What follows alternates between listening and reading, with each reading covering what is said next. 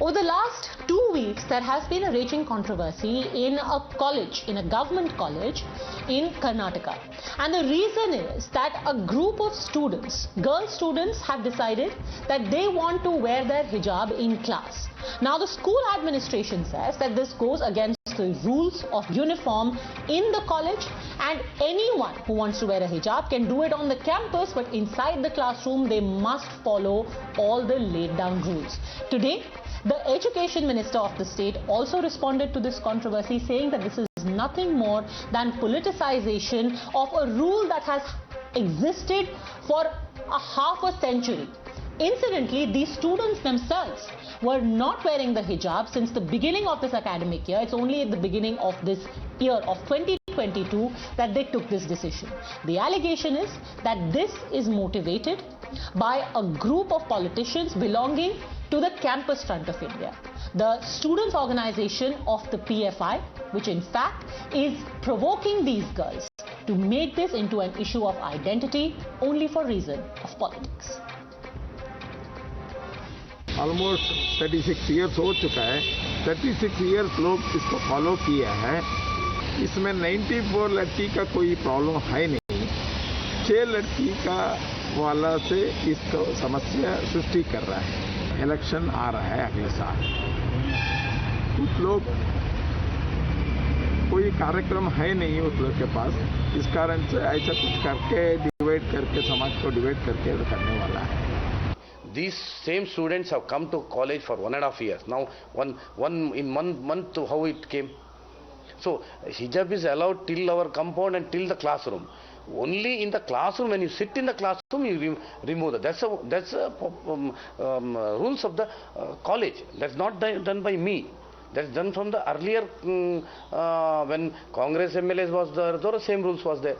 Girls Government PU College of Udupi district has been restricting Muslim girl students from entering the class from past 3 weeks just for wearing a headscarf, which is their constitutional right they are practicing. But this principle, the lecturers have been restricting the students, and there is a lot of religious discrimination going on in the college. You're watching the News Hour at 10, debate number 2 on Times Now, Super Prime Time. Sanju Verma continues with us. Tehseen Poonawala, political analyst, also continues with us. My first question is to Tausif Ahmed. Advocate, if for 1.5 years there was no problem, then why bring it up now unless it's politically inspired? Tausif Ahmed. No, it may not be politically inspired. And even if it is, a girl has a right to start practicing religion. If religion requires one to wear a scarf or a hijab, they may do so, because the constitutional guarantee is given to them and they have all the right to follow it. I heard someone saying that you can wear it out inside the campus but outside the classroom. If you strictly go by the practice followed, they can choose not to wear the hijab inside their home. But if it is, if you're talking about the classroom, there is no reasonable classification, not in terms of religious practice. And yes, if these girls are marked absent, but if these girls are banned from entering classroom only for the reason that they are wearing hijab, then it is a discrimination. No, but and it is isn't illegal. the issue different when you are talking about a uniform? There are uniforms in all institutions where the organization decides that it's not okay to wear any kind of different marking or a different symbol of your religion or a different headgear, etc. Turbans, in fact, have also been disallowed in many organizations, in many institutions. There are many other places, there are countries which have banned the hijab altogether. So it is a choice that is taken by the organization for sake of uniformity. Organizations, rules and regulations are not beyond Constitution. They are not above Constitution. The girls have the right. They have got the right from Constitution, which is the supreme law, and the rules or regulations made by these colleges and schools cannot be ultra-virus of the Constitution. Okay. Padmaja, The earlier Okay, panelist Sanju Verma. made a very good point. The earlier panelist made a very good point. He said something which I endorse, that nobody can run ultra-virus or foul of the Constitution. Under the right to education, 21A, under the right to religion, Article 25 of the Constitution, you are free to practice your faith, propagate your faith, blah, blah, blah. But the same Constitution also says no right, even if it is a fundamental right, is absolute. It is subject to public order, morality, What and public health. order? So don't give a bhashan on the Constitution. What public order? Health? Number two. What kind of threat to I health? did not interrupt now. I have to finish my point. I did not interrupt. You make statements Okay, finish your devoid of point. any logic. May I please? Mr. Ahmed, I will come back to you. Let her finish her point. I will come back to you. Okay. Yes. Now let me educate this panel some more. The Supreme Court has seen many petitions in the last 5 to 6 years, maximum petitions from Kerala, which is a non-BJP state, where the Kerala government did not allow women wearing burqas and hijab into the examination hall during the NEET exams in 2017, 2018, 2019. And thereafter, it was decided that inside the examination hall, you will not wear burqa or hijab, but at the place where you're being frisked, where the frisking is done, you can continue to wear your hijab or your burqa. So the Supreme Court itself has said that inside the examination hall, burqa and hijab cannot be worn, and this man who's giving bhashan on Constitution, Supreme Court की जाके judgment पढ़िए, फिर यहाँ पर बैठकर भाषण देना. Okay. Now respond, Tausif Ahmed. Why are you scared of girls wearing hijab? You were talking. Nobody is scared of girls wearing hijab, sir. We were talking about the law. Please don't make it about anyone being scared of anything. This is as strange as saying, why did you ban such and such thing? Are you scared of those things? Of course not. Are you Talking about the law, sir, you said it is a part of their fundamental rights. She is saying the courts have ruled that rights are subject to certain restrictions. And she quoted examples. Now you respond. Morality, health, your right is not absolute. Please understand that. Let him respond. Mr. Tausif, please respond on facts. Yes. Illogical restrictions. Illogical? Why, bhai? The Supreme Court has ruled you cannot just, when a court order is being cited to you, you cannot come back with, but it is illogical. It may be illogical, but it's come from the Supreme Court. No, if a girl, This is Supreme Court judgment. comes to class wearing a bikini, Okay, let him answer, please. Let him answer. Then I want to bring in Tehseen Poonawal also. Please, Sanju Verma, let him answer. Answer. Yes. What is your logic? Yes. Public order, morality and health. Now, where is this public order coming into picture when a girl who's a class member coming to school every day wants to wear the hijab, wants to cover her shoulder and face? How does that affect the public order and how does that affect the law Because, and sir, order it is situation done we're in the talking interest about? of uniformity. If a girl comes to college okay, so let me yes, quote to you two more say examples. It is immoral. But how does this become immoral? Okay, no, why are you calling bikini immoral? No, this is your own morality you're thopoing on people. No, this is zabardasti. You have decided, it's okay to wear a hijab, bikini is immoral. Who are you to decide bikini is immoral? But both Inside of them are silly when the dress code suggests that this is what you can wear. You cannot decide what is immoral. No, please, let's not get into this random moral debate of yours saying bikini is immoral. It is not immoral. Please. In cinema. No, let me make it very clear. Yeah, it is not. No, anywhere if it is allowed and a part of the dress code, it is not immoral. Morality is not the question here. Tehseen Poonawala, let me again come back on the issue of uniformity, dress code versus fundamental rights. I will quote to you two examples because we're talking specifically about uniforms.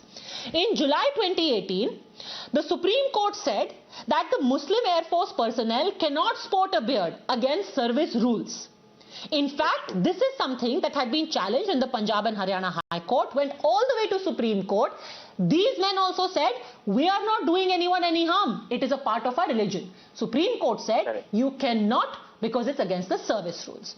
Then again, in 2021, a police constable from Uttar Pradesh went to the Allahabad High Court. He had a departmental inquiry against him for sporting a beard. The Allahabad High Court said, you have no right to sport a beard while you are in service, and upheld the departmental inquiry. Because the issue was, there is a uniform, there is a dress code, there are service rules. And that cannot be superseded by what you claim is the right to practice your religion. Same should apply to Karnataka. Tehseen Poonawalla. It does not. And please may I explain this in a little complex manner. So it's a very humble request with folded hands. Don't interrupt me, especially to my fellow panelists. Please don't. Let me explain this. Number one, Padmaja, the BJP spokesperson, please don't interrupt me, is wrong when she says that this is a Supreme Court judgment. It was an oral observation of the Supreme Court. However, the only judgment in the hijab case is in the 2016 Kerala High Court judgment. It's a judgment which has not been challenged in the Supreme Court, where the Kerala High Court says that the hijab is a fundamental right. Now coming to what you very rightly quoted, Padmaja, and that's absolutely correct on what the Supreme Court said in the two gentlemen's cases. And I support their judgment, because sporting a beard is not fundamental to Islam. But that is fundamental to Sikhism. Therefore, in Sikhism, a Sikh soldier would not be asked to shave his beard, or a Sikh policeman.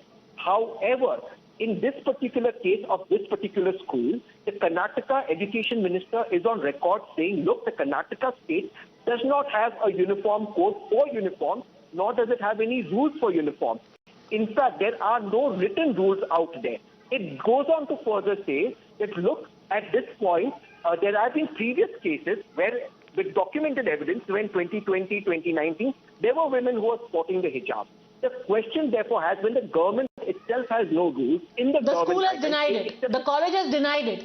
The Campus Front of India says there is documented evidence of girls wearing a hijab in 2019. School has denied it. They are saying these pictures are from elsewhere. I do want to come to that. You're quoting a News Minute report. I've read that as well. The college has denied it. Please, may I come to the college's denial? One second. So we both agree that the Education Minister said there are no rules. Now what the college says, and the college admits, Mr. Gowda, who's the principal, says, yes, we have nothing written that prohibits hijab from being worn. There is nothing in the rules that prohibits hijab from being worn. So here today in COVID times, when we encourage each other to cover our face, they are not covering their face, they're covering their hair, wearing the uniform, where there exists no uniform code. How can you But sir, it is allowed on campus, it is not allowed in class. This is the regulation of the college, that you can wear it on campus, you can't wear it in class. Tomorrow, if we'll have a situation, let me give you a parallel. Tomorrow, if you'll have a situation where you'll have other girls saying, I also want to cover my head, I will sit there with a gungat, then everyone can, it's a free for all. Then why have a uniform? I want to wear a lehenga to college. Very specific. Well, because I feel like it. I'll answer that extremely specifically. Sanju, please, let's have a civil discussion. Okay, wait. Sanju Verma wants to give an example from Maharashtra. Let us give that example, then you can come back. Quickly give your example. Yes, Sanju Verma.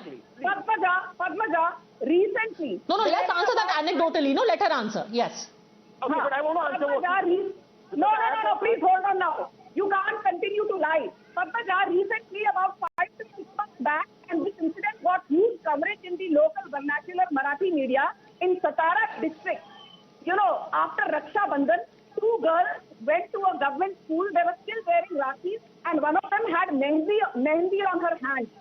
And what is shameful is that the principal not only told them, "Aap rakhi pehen ke school ke andar nahi aa sakte." One of the teachers went outside and tried to scrape the mehndi off with stones, and the child's hands bled. And the parents actually had to file a police complaint. And the so-called secular pseudo-lobby Khan Market gang said, "Arey, you have to follow the school decorum. You have to follow the school dress code. Why did you wear a rakhi on your wrist? Why did you go with mehndi on your hand?" So I can't wear saffron headscarf and go. Muslims can't wear hijab and go. It ends there. Tehseen Poonawalla, stop talking in a hypocritical manner.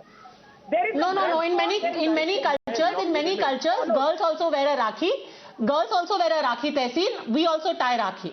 We also tie a rakhi to each other, to our sisters-in-law also. It's fine.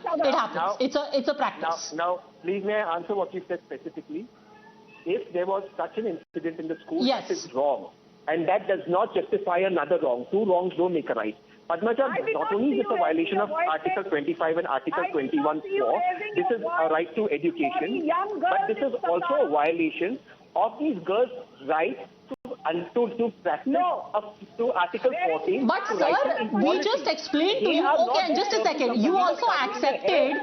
that all of these cases were ruled on by the court because it is not an integral part of the practice of your religion. Just a second, please, no shouting over each other, I have a very bad throat. Please see the Kerala High Court judgment. No, wait, so wearing a hijab is also not a part of practicing your religion, right? Wearing a hijab is not integral to practicing your religion. It is a part of Right. And there's been no Supreme Court judgment overturning it. Please show me the judgment. Pakistan. That's an oral observation. Show me the judgment. Kerala High Court in 2016. Okay, just a second. Padmaja, No, you are not answering my question. My simple question is, you also agreed that the rules have to be followed and these rights are subservient to other rules. Now, wearing a hijab is not an integral part of practicing a religion. Just like sporting a beard is not an integral part of your religion, which is why Padmaja, in you're the wrong. police, in the air force, in the army, it is not allowed. You're wrong. You're wrong because It is not an integral part, Mr. Tausif Ahmed. These same children were not wearing it for the last 1.5 years. If it was an integral part of their But I want religion, to wear they it would have today. worn it. give me 30 seconds. But I want to wear it today. How can I? But sir, there has to be some uniformity. Now let me, so here is the simple answer to that, okay? Here is what the college says. The college says that we had parents come and discuss what is an acceptable code of dressing. The parents said on campus, please let them wear a hijab. The college said in class it will not be allowed. Everyone agreed to it, including the children who wore it, who agreed to this, adhered to it for the past 1.5 years. Now if they have made a choice, for the next academic year there should be another meeting and a fresh set of rules through common consensus should be made. But till that time, the rules have to be followed like they are followed everywhere. In every institution we have rules.